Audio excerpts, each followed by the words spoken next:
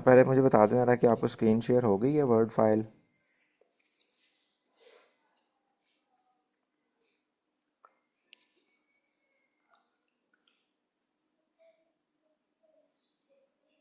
Okay. यहाँ पे हम लोगों ने एक छोटा सा वेरिएबल या ऑब्जेक्ट क्रिएट किया है। DIC के नाम से डिक्शनरी मैंने डिज़ाइन की है। उसके बाद यहाँ पे इक्वल साइन है। इक्वल के बाद हमारे पास आ रही करली ब्रैकेट। करली ब्रैकेट के अंदर कंट्री लिखा हुआ है डबल कोट्स के अंदर।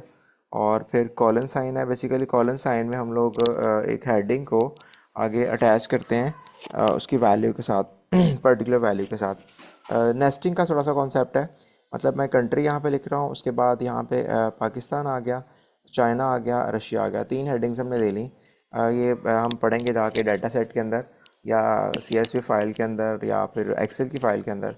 ये हमारी हेडिंग्स होंगी। कंट्री होगी पहली हेडिंग, उसके बाद कैपिटल होगा सेकंड हेडिंग, और थर्ड होगा पॉपुलेशन की थर्ड हेडिंग। ठीक है। फर्स्ट हेडिंग कंट्री है, दूसरी हेडिंग कैपिटल है, और तीसरी हेडिंग जो है वो पॉपुलेशन है।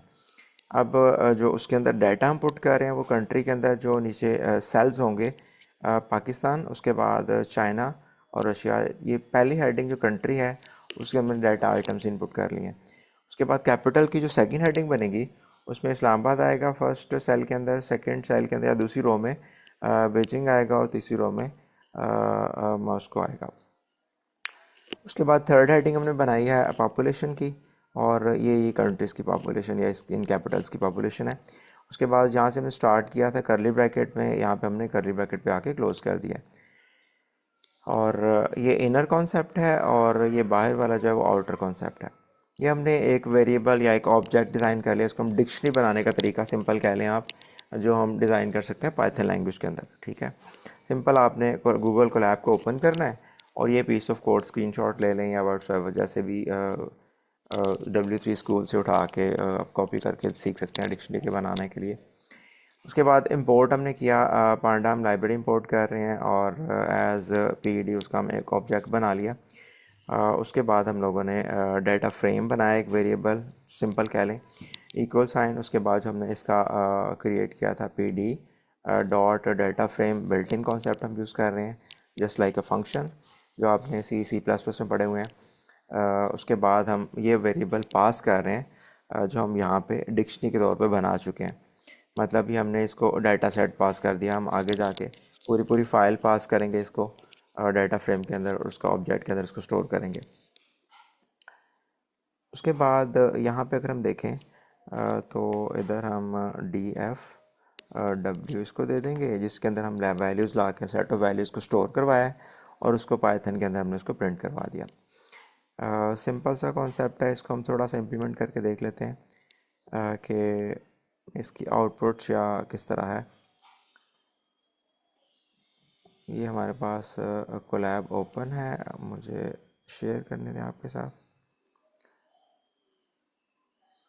This one.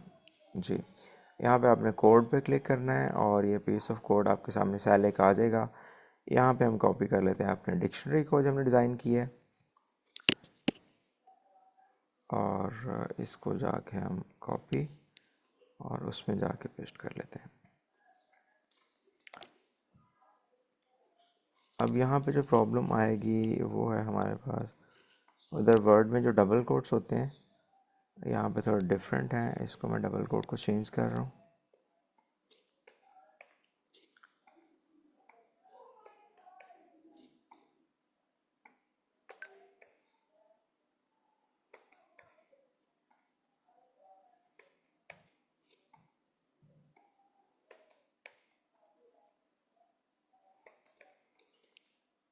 और बेटा जी, लाइव क्लासेस जब हमारी होनी है ना ऑन कैंपस, उसमें कोशिश करें कि प्लीज़ ना एक ना लैपटॉप की अरेंज कर लें, क्योंकि 6 सेमेस्टर अगर अभी भी आपने लैपटॉप ना लिया तो फिर कंप्यूटर साइंस पढ़ने का फ़ायदा कोई नहीं आपको।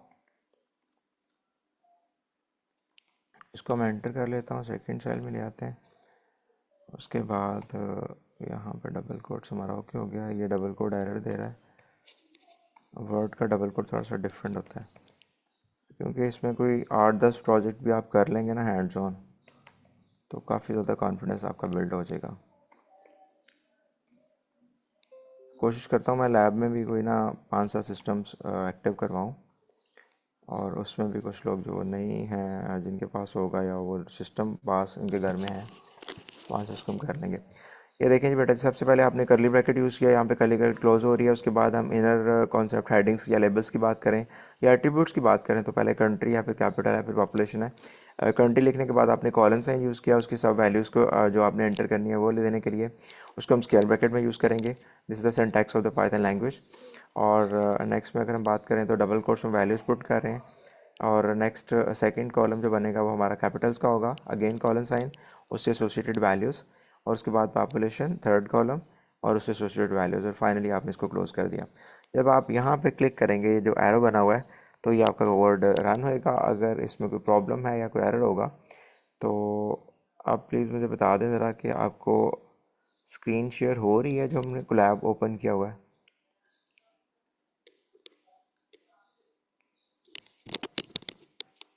Okay done.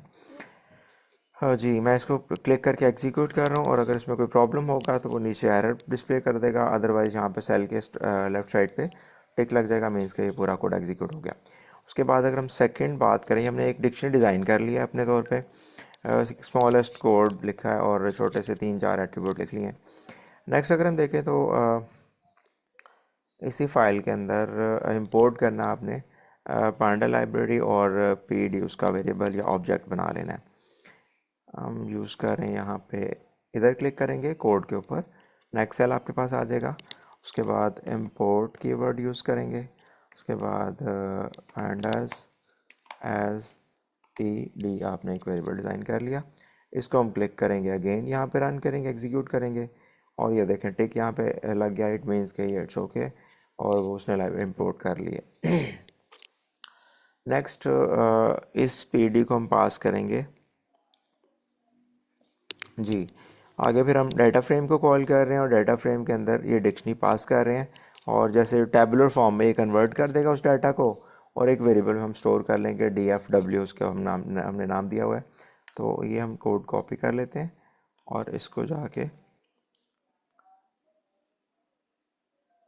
कोलैब में पेस्ट कर लेते हैं। अगेन नेक्स्ट एक सेल ले लेते हैं, और यहाँ पे जाके हमने इसको पेस्ट कर दिया। अब इसको आपने देखना है कि DFW आपने ख़ुद से वेरिएबल लिया है, और इसके अंदर या एक ऑब्जेक्ट डिज़ाइन कर लिया आपने। नेक्स्ट में PD आपने जो पांडा का वेरिएबल डिज़ाइन किया था या ऑब्जेक्ट क्रिएट किया था, उसके रेफरेंस की मदद से डॉट उसके अंदर जो बिल्ट इन फंक्शनलिटीज़ है उसका डाटा फ्रेम आपने यूज़ किया, और उसके अंदर जो ब्रैकेट में पास की है, ऊपर वाली जो इन्फॉर्मेशन आपने स्टोर की थी डिक्शनरी के अंदर, वो आपने इसको पास कर दिया। अब इसको डाटा फ्रेम में कन्वर्ट करेगा और इस ऑब्जेक्ट के साथ एसोसिएट कर देगा, इस वेरिएबल के साथ लिंक बना देगा। इस वेरिएबल की वैल्यू हम स्क्रीन पे आउटपुट के तौर पे देख सकते हैं, प्रिंट करवा सकते हैं। आगे फिर इसकी डायमेंशंस क्या होती हैं, वो सारा ये ऊपर टिप जो दे रहा है ना आपको, कितनी आइटम्स हैं, उसके बाद डायमेंशंस क्या हैं उसकी, हाउ मैनी वैल्यूज़, कॉलम्स क्या हैं, एट्रीब्यूट्स क्या हैं, फीचर्स किसको बोलते हैं, ये हम थ्योरेटिकली आहिस्ता आहिस्ता कवर करते जाएंगे। लेकिन जिसको हम एग्जीक्यूट करने जा रहे हैं, और ये देखें ये टिक किया, और इट मीन्स कि ये भी ओके हो गया। उसके बाद हम इसको प्रिंट करेंगे कि जो भी चीज़ हमने पहले डिक्शनरी डिज़ाइन की, उसके बाद पांडा के पास उसको प्रोसेस किया, प्रोसेस करने के बाद उसके अंदर हमने किसी वेरिएबल में स्टोर करवा लिया, और फाइनली आप इसको प्रिंट करवाएंगे। और नेक्स्ट कोड मैं यहाँ से ले रहा हूँ, प्रिंट कमांड यूज़ कर रहा हूँ पाइथन की। उसके बाद बिल्ट इन फंक्शन, जैसे आपने सी में पढ़ा था, C++ में सी आउट था, सी इन था, जस्ट लाइक दैट। अब एक छोटी सी ना कोई 2-4 वीडियोज़ में बना दूंगा आपको पाइथन के ऊपर, जो मेन फोकस्ड हमारा होगा कि मेन जो हर डेली हम यूज़ करनी है अपने प्रोजेक्ट्स के अंदर, वो आप उतनी सी पाइथन बस पढ़ लेंगे तो काफ़ी होगा। बाकी वेरिएबल्स क्या होते हैं, कॉन्स्टेंट्स क्या होते हैं, बिल्ट इन फंक्शंस क्या हैं, लाइब्रेरीज मॉड्यूल्स क्या हैं, वो बहुत लंबी चौड़ी कहानी है। उसको हम अलहदा सेपरेटली आप कवर कर सकते हैं किसी भी प्लेलिस्ट को देख के। लेकिन जो टारगेटेड हमारी जो चीज़ें डेली बेसिस पे यूज़ होनी है, वो आपको मैं 2-4 वीडियोज़ के अंदर इंशाल्लाह रिकॉर्ड करके शेयर कर दूंगा, ठीक है जी। अब ये किसके कंटेंट्स हमने उठाने हैं, DFW के, और जो हमने खुद से वेरिएबल डिज़ाइन किया है, इसको हम करेंगे एग्जीक्यूट। और ये देखें यहाँ पे एक टैबुलर फॉर्म में डाटा फ्रेम उसने डिस्प्ले करवा दिया। फर्स्ट वन हेडिंग जो है कंट्री है, सेकंड हेडिंग कैपिटल है, थर्ड जो है पॉपुलेशन है, और ये हमने उसके अंदर वैल्यूज़ पुट की थी, ये उसने ला के दिखा दी है।